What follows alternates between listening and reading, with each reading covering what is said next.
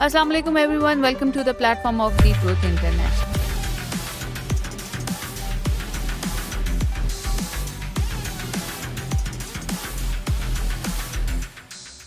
Salman Ali Agha captaincy मिलने के बाद से अभी तक किसी सही इम्तिहान में से नहीं गुजरे। एक न्यूजीलैंड के खिलाफ शायद टूर था जो हम 4-1 से हारे। उसके बाद हमने एक होम सीरीज़ खेली बांग्लादेश से, जिसमें हमने उन्हें क्लीन स्वीप किया 3-0 से, लेकिन फिर जाके बांग्लादेश में ही उनके होम ग्राउंड पे हम 2-1 से सीरीज़ हार आए। और जो वेस्ट इंडीज़ के खिलाफ हमने अवे सीरीज़ 2-1 से जीती है, वहाँ भी जो 2 मैच हमने जीते हैं वो इंतहाई क्लोज गए और किसी भी तरफ फ्लिप कर सकते थे। और ये वही वेस्ट इंडीज़ है जो ऑस्ट्रेलिया से लगातार 8, 9, 10 मैचेस हार के आ रही थी, डाउन एंड आउट थी। उनसे हमने ओडीआई मैच भी हारा, उनसे हमने टी20आई मैच भी हारे। ओडीआई मैच में बल्कि सॉरी, एक लास्ट चीज़ ऐड करता जाऊँ, ओडीआई सीरीज़ हम उनसे हार गए। एक 10वें रैंक की टीम से Pakistan cricket team ODI series हार गई। ये सीरीज़ हम वेस्ट इंडीज़ से आखिरी दफ़ा हारे थे जब ओडीआई क्रिकेट वाइट कलर के किट्स में खेली जाती है। राइट। और ये सारे जो प्लेयर्स मौजूद थे इस शर्मिंदगी में, ये उस टाइम पे पैदा भी नहीं हुए। क्या पाकिस्तान के पास सलमान अली आगा के अलावा कोई ऑप्शन नहीं थी?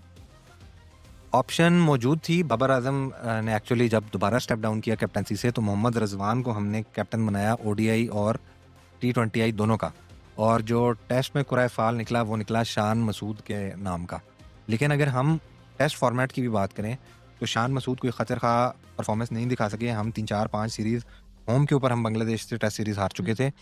उसके बाद एक वायरल पॉडकास्ट हुआ जिसमें आकिब जावेद साहब ने जीत का फार्मूला बताया कि जी रफ अप करें साइड से, पिच के ऊपर जो है उसको ड्राई करें, उस पर ब्लो ड्राई फिरें, उसके बाद स्पिनर इधर से लगाएं, ये नहीं खेल सकते, ये नहीं जीत सकते।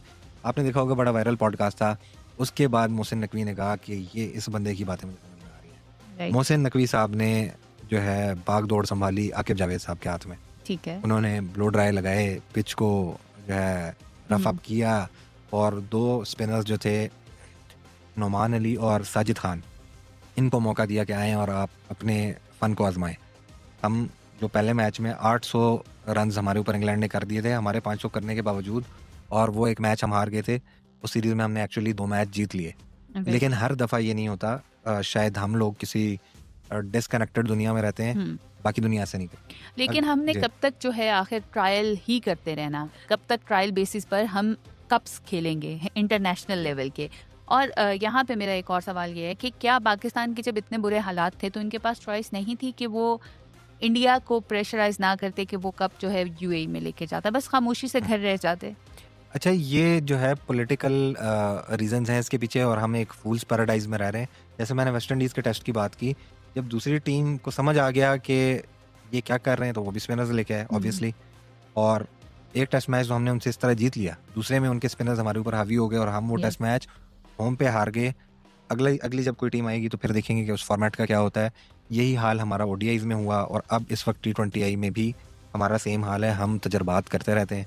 जिन आकिब जावेद साहब की मैंने बात की, भागदौड़ अभी भी उनके पास है, और वो एक्चुअली लाहौर कलंदर्स के साथ अटैच हैं पिछले 7-8 साल से। आपने सवाल किया था कि क्या हम पीएसएल से टैलेंट उठाते हैं, तो ये सारा टैलेंट जो आपके सामने इस वक्त नज़र आ रहा है ये सारा पीएसएल का है। हमारी बदकिस्मती इससे पहले ये रही है कि पीएसएल से उठा के हमने उसकी परफॉर्मेंस की बेस पे टेस्ट खिलाए हैं लोगों को। हमने इससे पहले ओडीआई फॉर्मेट्स खिलाए हैं टी20 की लीग परफॉर्मेंस की बेस पे। और जो साबिक कप्तान इमरान खान थे, उन्होंने एक दफ़ा, जब तक वो हुकूमत में नहीं आए थे, उन्होंने एक टर्मिनोलॉजी यूज़ की थी कि ये रेलू कट्टे लेके आ गए हैं और यहाँ पे पाकिस्तान में इवेंट करा रहे हैं। तो लीग का हाल अभी भी वैसे ही है। जो प्रीमियम टैलेंट है इस वक्त दुनिया क्रिकेट का, वो सारा आईपीएल और बड़ी लीग्स में चला जाता है। कुछ ऐसा टैलेंट है जो हमारे पास आ भी जाता है, लेकिन स्टैंडर्ड वो नहीं है लीग का। ऑब्वियसली जब आप, क्या पाकिस्तान में टैलेंट खत्म हो गया? अच्छा, इसके ऊपर भी कई एक्स क्रिकेटर्स ने भी तबसरा किया है कि पाकिस्तान में टैलेंट है ही नहीं। ऑब्वियसली वो एक जज्बाती बात थी। ऐसा नहीं है कि टैलेंट मौजूद नहीं है, आपने ट्रेन नहीं किया। जी, आपने उसको पॉलिश नहीं किया, आपने उसको नरिश होने का चांस नहीं दिया। और उसके अंदर मुख्तलिफ फैक्टर्स हैं, आपके ड्रेसिंग रूम का माहौल, आप प्लेयर्स को वो फ्रीडम नहीं देते। अभी भी इस तरह की बातें हो रही हैं कि जी प्लेयर्स को फ्रीडम मिल रहा है, और कुछ चीज़ें जहाँ पे इतनी सारी नेगेटिव चीज़ों में हमने बात कर ली, कुछ पॉजिटिव चीज़ें हैं। जैसे कि हसन नवाज एक यंगस्टर है, उनको चांस मिला है और ओपन चांस दिया जा रहा है। मोहम्मद हारिस, ऑल्दो के वो परफॉर्म नहीं कर रहे हैं, उनको चांस दिया जा रहा है एक्चुअली। और इसी तरह साहिबजादा फरहान है, इस पूरे टूर्नामेंट के दौरान, इस ट्राई सीरीज़ के दौरान सॉरी, उन्होंने अच्छा परफॉर्म नहीं किया अभी तक, लेकिन उनको चांस दिया जा रहा है। तो यहाँ पे कुछ पॉजिटिव्स भी हैं। और आकिब जावेद ने एक और जो चीज़ मेरे ख्याल में अच्छी कर दी है कि कुछ बुत हमने बनाए हुए थे जैसे कि माजी में अगर देखा जाए तो आप किसी स्टार को हिला नहीं सकते थे। शाहिद अफरीदी की एग्जांपल दूंगा कि मेरी उम्र से ज़्यादा दफ़ा उन्होंने रिज़ाइन दिए हैं और रिटायरमेंट का ऐलान किया है, और उससे ज़्यादा दफ़ा उन्होंने फिर वो रिटायरमेंट वापस भी लिया है। उनके इन्फ्लुएंस की वजह से क्रिकेट बोर्ड के चेयरमैन चेंज हुए हैं। तो ये वाली चीज़ें भी होती रही हैं यहाँ पे, मतलब इन चीज़ों के ऊपर भी हमें नज़र रखनी चाहिए। इस वक्त पॉजिटिव चीज़ कम अज़ कम ये है कि चलें आप उनको एक ओपन चांस दे रहे हैं। आपने एक थ्योरी प्रेजेंट की कि जी हमने इंटेंट के साथ जाना है, और जो भी उसके साथ आप चीज़ें इस वक्त कॉम को जस्टिफाई करने की कोशिश कर रहे हैं, लेकिन एक्चुअली ये है कि उनको टेस्ट करने का मौका मिल रहा है। तो जब आकिब जावेद साहब को जब भी उनकी रुखसती का टाइम आएगा और ये टेम्पलेट जब भी चेंज होगा, हमारी दुआ तो ये है कि ये सक्सेसफुल हो जाए, लेकिन इनके से नहीं होता तो कम अज़ कम ये बहाना नहीं होगा कि जी मौका नहीं दिया गया। कौम को अपनी उम्मीदें जो हैं वो कम रखनी चाहिए, कुछ ज़्यादा और दुआएं पुरजोश ज़्यादा होने की रखनी ज़रूरत चाहिए। नहीं जी। होनी है। बस आखिर में दुआओं पे बात आ जाती है।